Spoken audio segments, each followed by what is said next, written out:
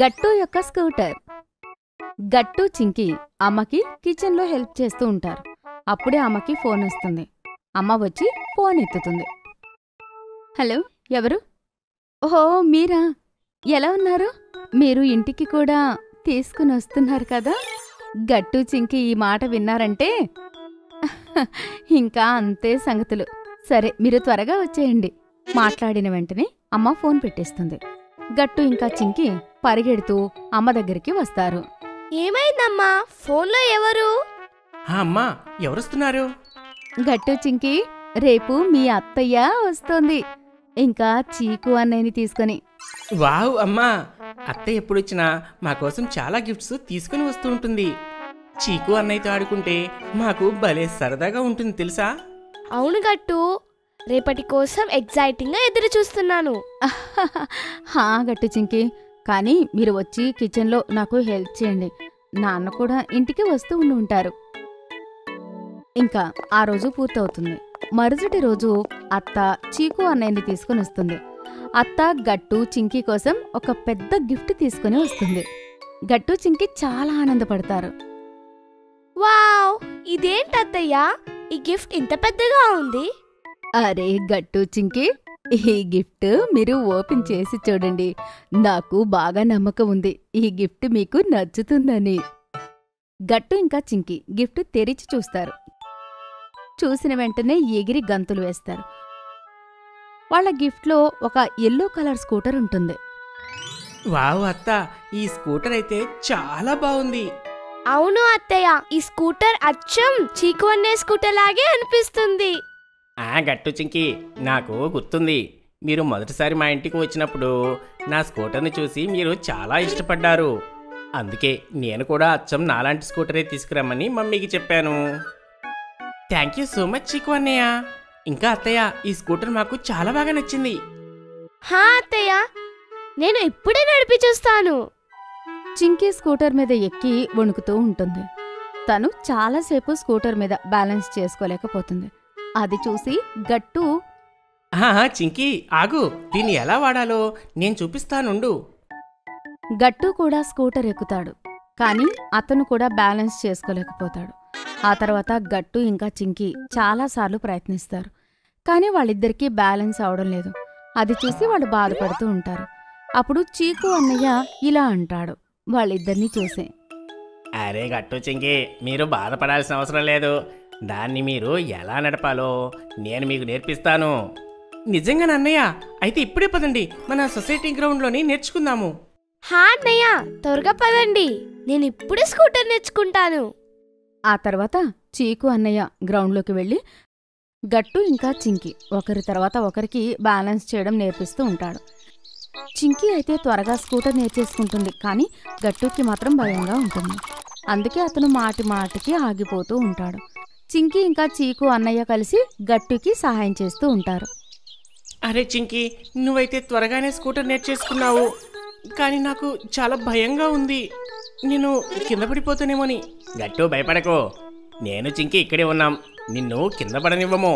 హాహా గట్టు, చూడు, నేను నీ వెనకాలే ఉంటాను, నువ్వు కంగారు పడకు. సరే చీకు అన్నయ్య, చింకీ, కానీ మీరు నా వెనకాలే ఉండండి. గట్టు స్కూటర్ నడిపిస్తూ ఉంటాడు. చింకీ ఇంకా చీకు అన్నయ్య అతను వెనకాల వెళ్తూ ఉంటారు. కాసేపటి తర్వాత గట్టు బాగా నడిపించేసరికి చింకీ ఇంకా చీకు అన్నయ్య ఆగిపోతారు. చూడండి చీకు అన్నయ్య, చింకీ, నాకు కూడా స్కూటర్ నడవడం వచ్చేసింది, భలే ఉంది. కంగ్రాచులేషన్స్ గట్టు, మీరిద్దరూ త్వరగానే స్కూటర్ నడపడం నేర్చేసుకున్నారు. థ్యాంక్ యూ అన్నయ్య, మీరు లేకపోతే ఇది సాధ్యమయ్యేదే కాదు. థ్యాంక్ యూ అన్నయ్య. వెల్కమ్ గట్టు చింకీ.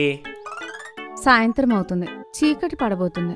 అప్పుడే అమ్మాయి ఇంట్లో నుండి బయటకు వచ్చి వాళ్ళని పిలుస్తుంది. గట్టు, చింకీ, ఇంకా చీకు, మీరందరూ ఏం చేస్తున్నారు? త్వరగా రండి, మీకోసం వేడి వేడి పకోడీ రెడీ. అమ్మ వస్తుంది, పదండి ఇంటికి వెళ్దాము మనం.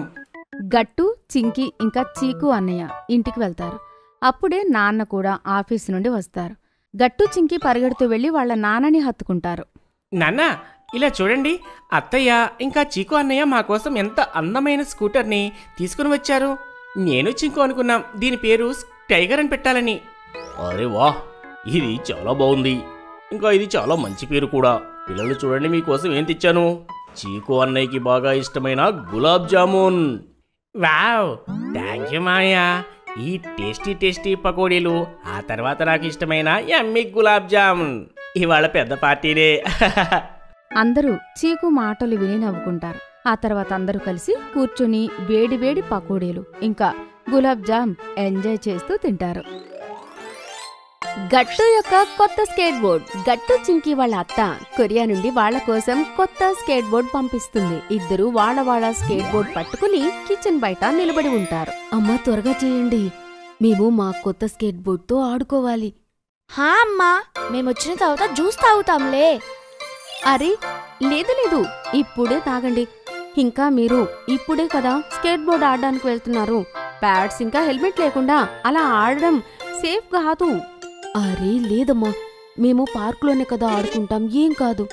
హా అమ్మా, బంటి ఇంకా గుడ్డి కూడా స్కేట్ డ్రైవ్ చేస్తారు.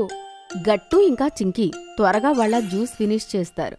ఇంకా స్కేట్ బోర్డ్ తీసుకుని పార్కుకి వెళ్తారు. గుడ్డి ఇంకా బంటి ముందే అక్కడికి వెళ్లి వాళ్ల కోసం ఎదురు చూస్తుంటారు.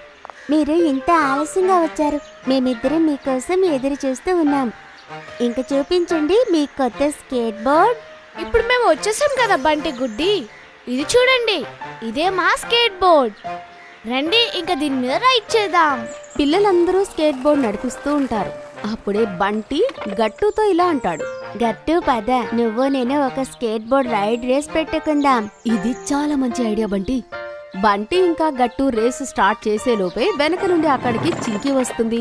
ఇలా అంటుంది, గట్టు, నువ్వు ఇక్కడ రైడ్ చెయ్యకూడదు. ఇప్పుడిప్పుడే స్కేట్ బోర్డ్ నేర్చుకుంటున్నావు. నీకు హెల్మెట్ ఇంకా బ్యాచ్ కూడా లేవు. పార్కులో చాలా మంది పిల్లలున్నారు. ఒకవేళ నువ్వు కింద పడిపోతే?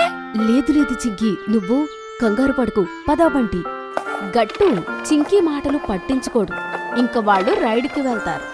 వావ్, చాలా మజా వస్తుంది. నువ్వు ఓడిపోబోతున్నావు బంటి. లేదు గట్టు, నేను ఓడిపోను.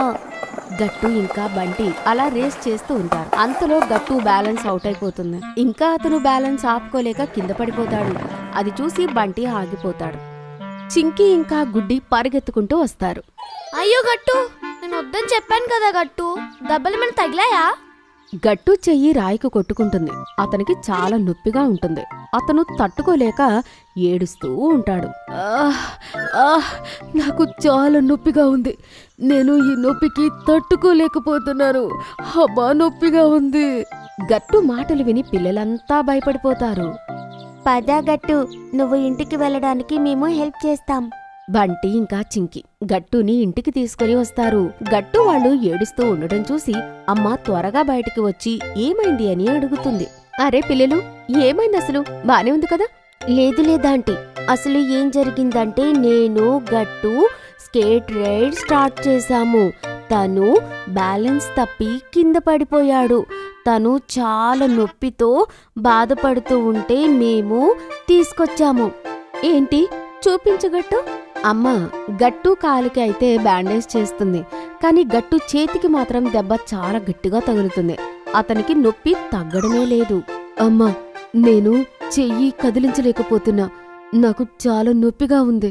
గట్టు, నీ చేతికి ఫ్రాక్చర్ అయింది నానా, హాస్పిటల్కి తీసుకువెళ్తాను. అమ్మ గట్టుని హాస్పిటల్కి తీసుకుని వెళ్తుంది. వెళ్ళాక తెలుస్తుంది చేతికి రాయి తగలడం వల్ల గట్టు చేతికి ఫ్రాక్చర్ అయిందని. డాక్టర్ గట్టు చేతికి కట్టు కడతారు. ఆ తర్వాత అమ్మ గట్టును ఇంటికి తీసుకుని వస్తుంది. నువ్వు విశ్రాంతి తీసుకోగట్టు, నేను తినడానికి తీసుకొస్తా. చింకి గమనిస్తుంది. గట్టు చాలా బాధపడుతుంటాడు. అప్పుడు తను, గట్టు, నువ్వు బాధపడకు, నీకు త్వరగానే నయమైపోతుందిలే, ఓకే? హా గట్టు, నేను ఇప్పుడే నాన్నతో మాట్లాడాను. ఏమన్నారంటే నాన్న నీకోసం నీ ఫేవరెట్ ఐస్ క్రీమ్ తీసుకుని వస్తున్నారంట. అప్పటి వరకు నేను ఇంకా చింకి ఏం చేస్తామో తెలుసా? ఏంటమ్మా? ఇదిగో చూడు, నా చేతిలో ఏముందో, మార్కర్ పెన్.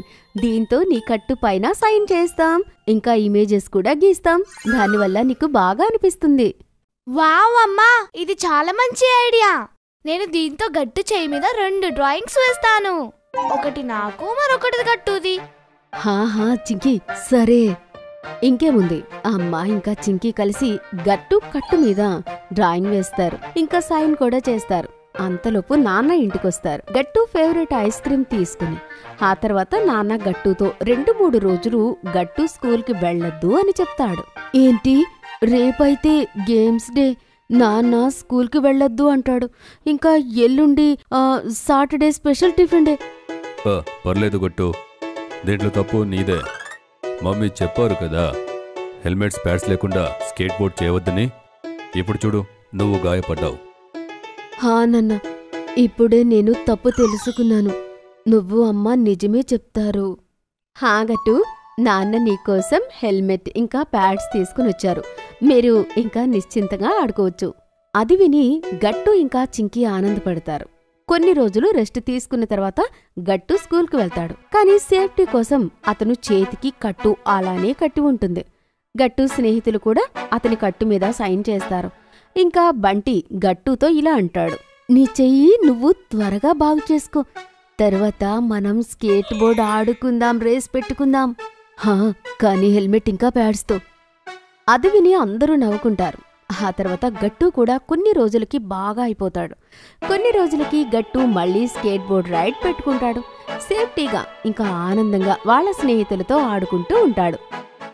మీకు ఈ వీడియో నచ్చినట్లయితే లైక్ చేయండి, షేర్ చేయండి, కామెంట్ చేయండి మరియు సబ్స్క్రైబ్ చేయండి.